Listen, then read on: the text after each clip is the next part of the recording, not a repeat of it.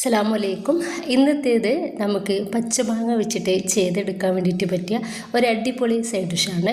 ഇത് നമുക്ക് ബിരിയാണിൻ്റെയും ചോറിൻ്റെയും എല്ലാത്തിൻ്റെയും കൂടെ കഴിക്കാൻ വേണ്ടിയിട്ട് പറ്റിയ ഒരു അടിപൊളി കോമ്പിനേഷനാണ്. നല്ല എരിവും പുളിയും മധുരവും എല്ലാതും കൂടി കലർന്നിട്ടുള്ള ഈ ഒരു അച്ചാർ ഉണ്ടാക്കുന്നത് എങ്ങനെയെന്ന് കണ്ടോക്കാം. നമുക്ക് വീട്ടിലേക്ക് പോവാം. ഇനിയിപ്പോൾ ഞാൻ വലിയൊരു പച്ചമാങ്ങയാണ് ഇതിനെടുത്തിട്ടുള്ളത്. മുഴുവൻ തോലിയും ഒഴിവാക്കേണ്ട കുറച്ച് അതിൽ വെച്ചിട്ട് ഇതുപോലെയാണ് ഞാനൊന്ന് ഗ്രേറ്റ് ചെയ്തെടുത്തിട്ടുള്ളത്. ഇനിയിപ്പോൾ ഇതുപോലെ ഒന്ന് കട്ട് ചെയ്തെടുത്തിട്ടുണ്ട്. ചെറുതായിട്ട് നീളത്തിലാണ് കട്ടാക്കി എടുത്തിട്ടുള്ളത്. ഇനിയിപ്പോൾ ഞാനൊരു പാത്രത്തിലോട്ട് ഒരു 3 ടേബിൾ സ്പൂണ് വെളിച്ചെണ്ണ ഒഴിച്ചെടുത്തിട്ടുണ്ട്. വെളിച്ചെണ്ണ നന്നായിട്ടൊന്ന് ചൂടായിട്ട് വന്നാൽ 1.25 ടീസ്പൂൺ കടുക് ഇട്ട് കൊടുക്കുന്നുണ്ട്. കടുകൊന്ന് നന്നായിട്ട് പൊട്ടി വന്നാൽ ഞാനിതിലോട്ട് 1 ടീസ്പൂൺ ഉലുവയാണ് ചേർക്കുന്നത്.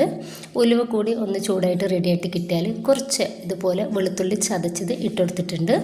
ഈ ഒരു വെളുത്തുള്ളി നമുക്ക് ചെറുതായിട്ടൊന്ന് ബ്രൗൺ കളറായിട്ട് കിട്ടണം.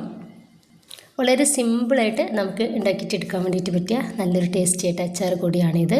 പിന്നെ ഇപ്പോൾ ഈ ഒരു സമയത്ത് നമ്മൾ കഷ്ണങ്ങളാക്കി വെച്ചിട്ടുള്ള മാങ്ങ ചേർത്ത് കൊടുക്കുക.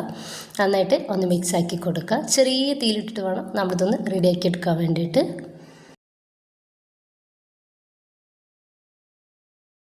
ഇതിലോട്ട് നമുക്ക് 1 ടീസ്പൂൺ ഉപ്പും 1 ടേബിൾ സ്പൂണ് മുളക് പൊടിയും ഞാനിതിലോട്ട് ചേർക്കുന്നുണ്ട്. കുറച്ച് എരിവുള്ളൊരു മുളക് പൊടിയാണ് ഇത്. ഇനിയിപ്പോൾ നന്നായിട്ട് നമുക്കൊന്ന് മിക്സ് ആക്കി എടുക്കാം.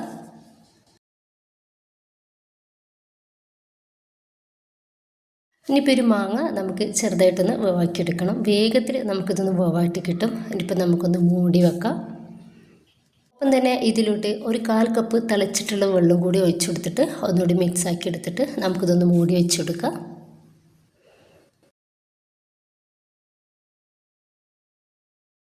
അതൊന്ന് റെഡി ആകുമ്പോഴേക്കും ഞാനിതാ ഒരു 3 ക്യൂബ് ശർക്കര ഇതുപോലെ ഒന്ന് ജസ്റ്റ് ഒന്ന് ചതച്ചെടുത്തിട്ടുണ്ട്.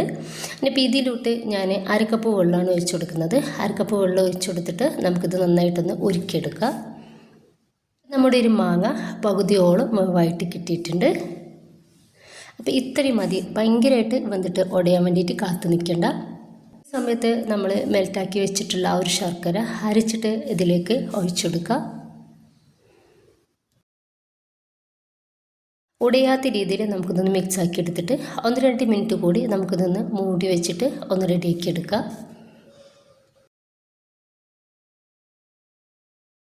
ഇപ്പോൾ ഇതൊന്ന് റെഡിയായിട്ട് വെള്ളമൊക്കെ കറക്റ്റായിട്ട് ഒരു ഗ്രേവി പോലെ ആയിട്ടുണ്ട് ആ ഒരു ശർക്കരയൊക്കെ. ഇനിയിപ്പോൾ നമുക്ക് ഇത് നന്നായിട്ട് ചൂടാറാൻ വേണ്ടിയിട്ട് മാറ്റി വെക്കാം. അപ്പോൾ ഒന്നും കൂടി നമുക്കിതൊന്ന് തിക്കായിട്ട് കിട്ടും. അപ്പോൾ ഇത്രയേ ഉള്ളൂ. ഭയങ്കര ടേസ്റ്റാണ്. ബിരിയാണിയുടെയൊക്കെ കൂടെ കഴിക്കാൻ വേണ്ടിയിട്ട് ഭയങ്കര ടേസ്റ്റാണിത്. അപ്പോൾ എല്ലാവരും ഉണ്ടാക്കി നോക്കുക. നിങ്ങളുടെ അഭിപ്രായങ്ങൾ അറിയിക്കുക. ഇഷ്ടമായിട്ട് നിങ്ങളുടെ സപ്പോർട്ടൊക്കെ ഉണ്ടാവുക. ലൈക്ക് ചെയ്യാനും സബ്സ്ക്രൈബ് ചെയ്യാനും കമൻറ്റ് ചെയ്യാനും മറക്കണ്ട. ഇൻഷാ അല്ലാഹ്. ഓക്കെ.